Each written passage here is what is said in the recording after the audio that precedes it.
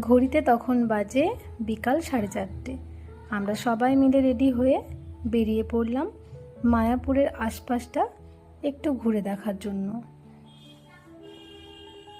তো এখানে আমরা একটা টোটো করেছিলাম। তো এখানে পাপান বলছে, মা দেখো ওইটা কি, দেখো কি ওইটা। তো যাই হোক, এখন সোজা চলে গেলাম আমরা গোশালায়।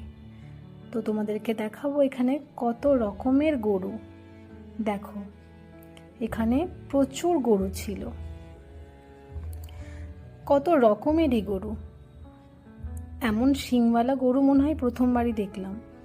তো এখানে বাপি একটু হাত দিয়ে দিয়ে ওদেরকে আদর করে দিচ্ছিল। পাপান ভীষণ ভয় করছিল, ও কিন্তু হাত দেয়নি। তো ওখানে আমরা খেলাম লাস্সি। তারপর দেখো কেমন গরুর গাড়ি, তোমরা কি আগে দেখেছো? আমি কিন্তু এই প্রথমবার দেখলাম। তারপর আমরা সোজা চলে গেলাম মেন মন্দিরে সন্ধ্যা আরতি দেখার জন্য। তো মন্দিরের আশপাশটা আমরা হেঁটে হেঁটেই ঘুরে দেখলাম।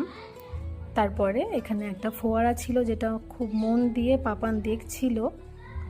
তো এখানে রাস্তাঘাটে সবসময় কৃষ্ণ নাম হচ্ছে। তারপর সন্ধ্যা আরতি দেখলাম, সেখানে তো ফোন অ্যালাউ ছিল না, ফোন জুতো সবটাই জমা রাখতে হয়েছিল।